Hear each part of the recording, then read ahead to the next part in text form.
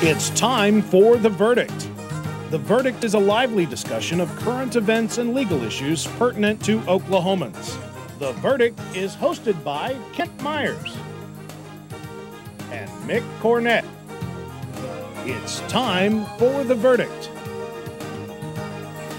Hello there, glad you're with us. Mick Cornett and Kent Myers on the set of The Verdict, and a very special guest this week. Yes, a guest that we have wanted to have on for some time, and we're finally able to work it out. Our most frequent guest on The Verdict in the 4 years we've been on the air has been Brad Henry, the then Senator, now Governor Henry, and we've never had his lovely wife, the First Lady, Kim Henry, on yet, but that's who will be our guest tonight, and we're really pleased she could join us. A myriad of subjects for Kim to discuss with us, and we'll get started on that show when we return. You're watching The Verdict.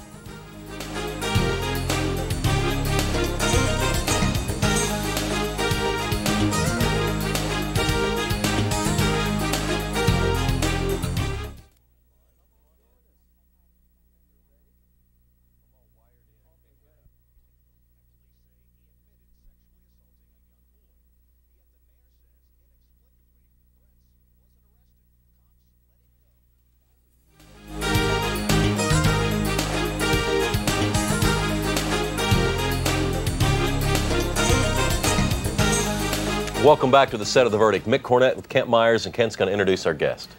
Very pleased tonight to have the First Lady of Oklahoma, Kim Henry, joining us for the first time, and I certainly hope not the last time on The Verdict. Kim is an Oklahoma native, grew up in Shawnee, graduated from Shawnee High School, also graduated from the University of Oklahoma, was a public school teacher at Shawnee and in a more middle school for 10 years, does not teach actively now. But has been active as First Lady in a lot of things that we'll hear about tonight.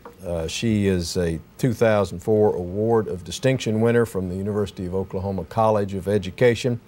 She has been married to the Governor, the Honorable Brad Henry, for 18 years. They have 3 daughters, growing up fast. And Kim, we thank you so much for joining us. Well, thank you for having me.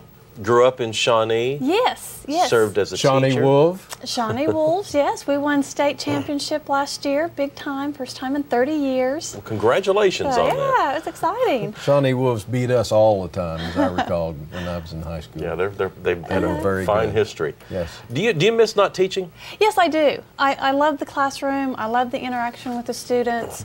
I really miss that. That was the hardest thing about all of this when Brad decided to run, and I decided to quit teaching. We decided that if he were going to run and we were going to do it right, it would take both of us working together. We don't like going different directions, and so I decided to go ahead and quit to help him with this campaign.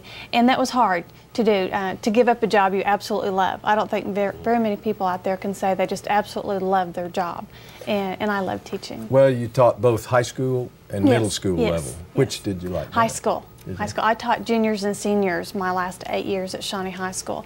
I taught government, advanced placement, American history, economics, Oklahoma history. And I loved it. Yeah, the Oklahoma history must have been good training for being First Lady. Yes, it was. It was, especially coming into the governor's mansion and looking around and seeing all the history around you and everything that I taught, and to actually kind of live it. It's pretty exciting because I love history. I want to ask you about your association with the Oklahoma Medical Research Foundation, because I know you're deeply involved in a lot of their activities, and there's something special coming up here pretty soon in April. Yes. What can you tell us? Living First Ladies have gotten together, and we are hosting a gala for OMRF, Oklahoma Medical Research Foundation, to provide money for research scientist scholarships that will stay right here in Oklahoma. And Oklahoma Medical Research Foundation, as you may know, is just making international strides in some of the things that we are doing right here in Oklahoma. You know, one of our scientists isolated the gene for Alzheimer's. Mm-hmm. We're working on inhaled insulin for diabetes, a cure for sepsis, just numerous things. And so it's very exciting. And one of the things in Brad's EDGE program is to have a $1 billion biomedical research endowment.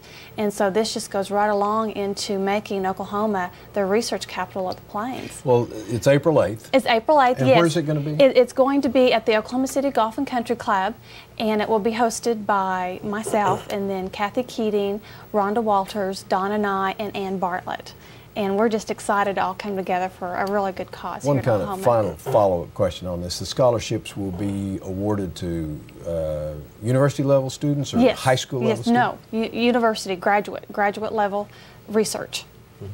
Having been in the classroom and now in your position as First Lady, you've had a really, I think, a good opportunity to see educational needs throughout the state. Yes. What are our largest educational needs in Oklahoma? Well, we've addressed a lot of them with early childhood. You know, we're #1 in the nation in our access to 4-year-old programs, which is really incredible that we are. We still have more work in that area, I believe, for voluntary access, but we're addressing that. Where I really see that we need to put a big emphasis now is on middle school and high school.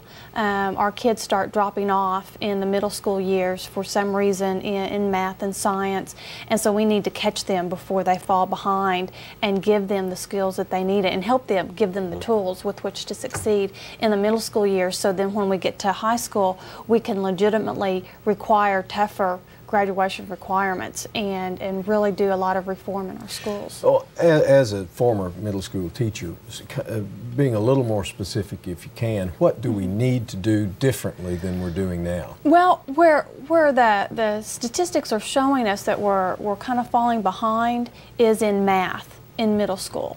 And so if we could catch those kids through some very advanced math labs, I've seen several examples of math labs across the country that I'm real excited about, and I'd really like to see a couple of pilot programs come into the state in some of our worst performing schools. And so if they can work there, then we know maybe we have something before we dump a lot of money into it. And another thing is to help our teachers become better prepared in math and do the follow-up and the additional requirements during the summertime, and to pay them for their time and effort in some of these workshops that they go to keep them up to level in some of these math areas. And I think that if we can do that and have a safety net for those kids, then by the time that they reach high school, we can require the higher level math for graduation, and it can be a success. You know, we put an awful lot of emphasis on testing. Yes. We test the kids, and by that we judge the teachers, we judge the principals, we judge the schools, we judge the states, we judge the programs. We judge the parents. Well, there you go. Everything seems to revolve around the testing. Is too much emphasis placed on testing, and do we need reform in that area too? Well, you know, that's a mixed bag. I agree we place too much emphasis on testing, but we need accountability. And I don't know any other way to measure that accountability that we need in the schools. And so, you know, but what I would like to do is to provide the resources to make sure that these kids excel, that they get what they do, that they get what they need so they can be successful on these tests. And, you know, we're going to have to institute some, you know, high-stakes 8th grade testing, and to make sure that they have the skills that they need to pass on to high school. I mean, if we really want to reform our educational system across Oklahoma and make it the best it could be, we need to put some of these things in place. And I've not heard of any other mechanism to do that but to test, because we need that accountability. But I would like to go back, and once they start falling behind, be able to put some programs in place to be able to identify those kids and give them the remediation at that level before they're a year or 2 or 3 or 4 years behind, where it's almost impossible for them to catch up. And I think we can do that early on at a cost savings than trying to address the issue at the high school level.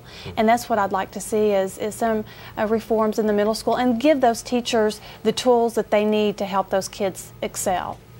Well, I guess at the middle school level, they're going through adolescence, and it's probably the most difficult time, or one of the most difficult times for a young person. It is. It is. You know, I don't think it's any one fault. You know, that's, I think, typical across the nation to see that. There's so much going on in the lives of these kids at this particular age, but there's a lot that we can do to like I said, provide the tools to the schools. Our teachers are great. We have some of the best qualified teachers in the nation. Quality Counts report ranks Oklahoma teachers as the best, 7th most prepared teachers in the nation. Wow. We ranked 8th in the nation in national and board certified teachers, which is really incredible. So our teachers are prepared, they're ready to go, and I think if we can provide them with the tools, they can really do some good for these kids that are falling behind. Let me jump in and get us to a break. Kim Henry is the First Lady of the state of Oklahoma. We'll continue on The Verdict.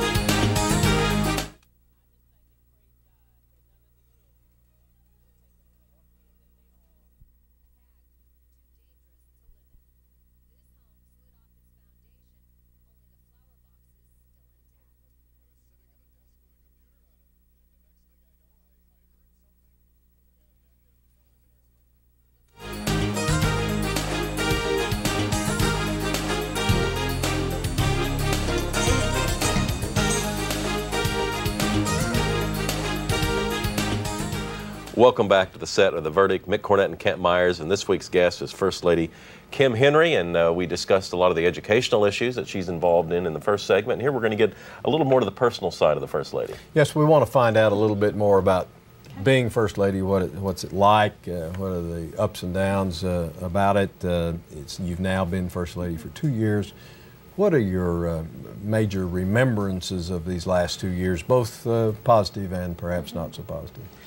Oh, I think what I'm going to take away with me is, just the living in the mansion and being a part of history and seeing my kids grow up and play out on the grounds and all the excitement, the trappings and everything that goes into will be very good memories. It's not ideal. There's people coming in and out of your house 24 hours a day. There are other people that control your schedule, and it's hard for the kids to grow up and try to be normal, but live in the spotlight, and their friends treat them differently because they tend to get more attention than everybody else in the group, and that causes some problems that you have to deal with. But overall, I think it will be a very exciting experience for the children. You have 3 daughters? Yes. 15, 13, and 7? 7, yes. And they are thriving, I take it, in Yes, the they are. circumstance? They're doing very well. They're all straight-A students, which is very good. Leah is about to start driving, which is a real concern for me, but she's the one I think that struggles the most with it, because she just wants to be like everyone else, and she doesn't like any undue attention call on her, and she doesn't like to do be in front of the camera. It makes her very self-conscious, and so she kind of struggles with that aspect, and she just wants to be normal. Lainey, on the other hand, is just she's just out there. She's very adaptable, very pleasant. Now she's a 13? She's a 13-year-old. She'll just deal with any situation with a smile on her face and real outgoing. And then Bailey, this is kind of all she's known. She's a 7? Yeah, she's 7. She started doing commercials when she was 4 for her dad. So, it'll be interesting to look at, talk with them when we get out and have them tell me what their fondest memories are and what they liked and didn't like about it. Let me ask you a related question. How do you protect? There's so many demands on the governor's time, so many demands on your time, sometimes together, I suppose sometimes separately. How do you preserve or protect your family time, A, with the governor, and B, with your children, and C, with both? Well, one thing that Brad and I do is we have 3 nights a week that are family nights, that we just don't schedule anything at all, nothing, regardless what comes up. It's family time, and we try to spend that with the children at home, or we take them out to dinner and a movie or do some activity with them, and I think that gives them some stability, that they know what days their father will be home and that they can count on him being there. Now, he's gone the other 4 nights. Very rarely do I do anything in the evening. I'm home with my kids. When my kids are home during the summertime, during their schedules, I try to stay home with them, because that's my #1 priority. But during their school day, when they're in school, then I like to get out and go to the office and do some of the things that I think I can do to help and go across the state and talk and give speeches on certain things. Do you have a new perspective on Oklahoma history, having taught it in the classroom, and now being in the governor's mansion and seeing all that? Oh, yeah. It really does. I think not necessarily just living in the governor's mansion, but seeing Oklahoma through the eyes of the first family. You know, when I would teach Oklahoma history and I'd talk about some community, it was just some community I was talking about. But now I've been there and I've spoken to some of the community leaders, and each of our little bitty towns across the state have something that they're so proud of. And you go in there and they get so excited to show you, and you put a face and a name to everything, and you pick up the enthusiasm that everyone has for their community. And so you take that back with you into the governor's mansion. And that was something I lacked as an Oklahoma history teacher, that I would like to go back now and teach Oklahoma history with that perspective in mind. I can recall many years my wife and I driving to Arkansas to visit her relatives, and we would go through, I guess it's Salisaw. Yes. No, Stillwell. And they have the Strawberry Festival. Yes. The first Tuesday in May, yes. I think it is. The first Saturday in May. I'm sorry, Stillwell, I may have messed it up. But you have a great Strawberry Festival. But each town has something that they're very proud of. Oh, yes. And you get a chance now to participate in a lot of that. Oh, yes. And it's very exciting. You know, each of these communities have their own identity, and all of them together, you know, is what creates Oklahoma and makes Oklahoma so special, and to be able to be a part of that, it's exciting for me. Let's back up. You and Brad were high school sweethearts. Yes, we were. What was he like in high school? And did you bring any pictures? No. His hair is very, very curly, and so it gets kind of long and big, and it's pretty funny. We kind of laugh. But he, much as he is now, just real down to earth, very funny. I think he was more funny in high school than what he is now. He's taken on a very serious side, and but he was kind of a cut up, and we started dating when I was 16. And have been dating since. Was he selected most likely to succeed, yes, or did his classmates miss that? No, they didn't? No, yeah, he was selected most likely to succeed. He was always very intelligent, very involved. He was FFA and FFA president and State Star Farmer, and you know, a lot like he is now. I think you would look back and just see that progression all the way through his life. So. Well, you have 2 years remaining on this term as First Lady. What are your goals? What do you hope to achieve in the next 2 years? If we were 2 years down the road, what would you look back on and say, this is what I'm really proud of that we were able to do? Well, really, the number one thing is, and I don't want this to sound real cliche-ish or political in any way, but my number one priority with all this said and done is make sure that my kids are secure and stable and happy, and that they've had a good experience, and I've done everything that I can be to be a good mother to them. That's number one priority by far. And you know, if I get out of this and my kids are happy and well-adjusted, I think I've been a success. But then on more the professional side of it, things that I would like to do is I really would like to see some of these reforms that we talked about in the earlier segment through middle school and high school. They are things that Brad has proposed for this legislative session that I'd really like to see work. And I'd like to be involved in some of the task force to come up with some of the criteria to make sure that it is a success, to make sure that our kids in Oklahoma have all the tools that they need to succeed and to be in competition with anybody else in the nation, because I think they can. And I think Oklahoma is poised to do that, and I'd like to be a part of that in some way. I would assume when your husband is governor, you run into people who have a lot of opinions. Yes, yes. Everybody people say nice things about him. People say things that aren't nice about him. But everybody voted for him. It's amazing who voted for him now. How do you deal with that? It was a close election. I would assume there's some sort of protective element that wants you to fight for what he believes in and protect him from criticism. But it's out there, and you can't get away from it. No, you can't. And it bothers me more than it does him. For Brad, it just rolls off his back. It's no big deal. It goes on. It tends to fester with me, and I get more upset about it and thinking, well, they just don't know. You know, let me explain. You know, and you can't do that.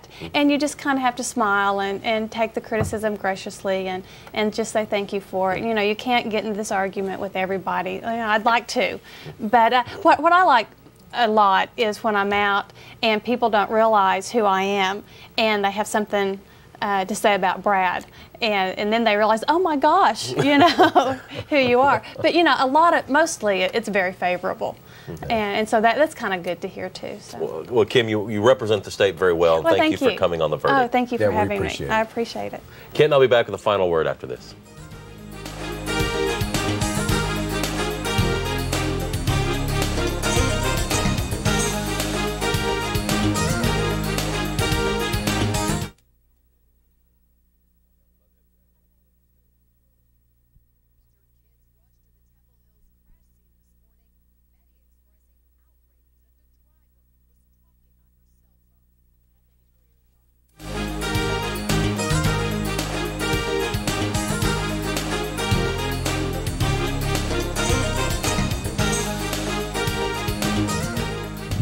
Welcome back to the set of The Verdict, where Kim Henry really expresses herself well and represents the state well. Does indeed. She makes an awful lot of public appearances, and I guess is quite effective in doing it and getting a message out. And it's interesting that she has such a background and interest in education. And that is, of course, what the people expressed a great interest in as well when they passed the lottery and other related matters that would fund education to a greater degree. So these two things have kind of come together at the same time.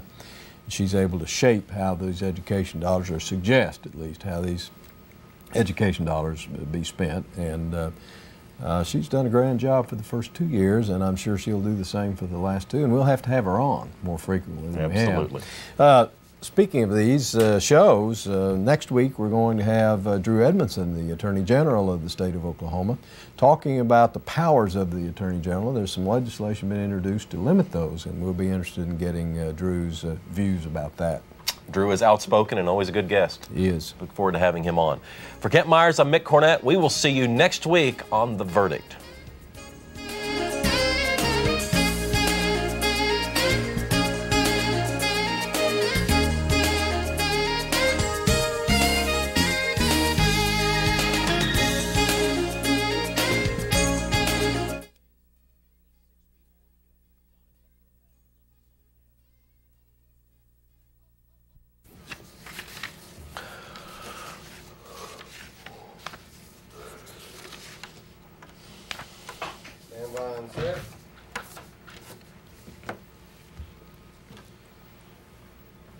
Hello there, Mick Cornett with Kent Myers. We're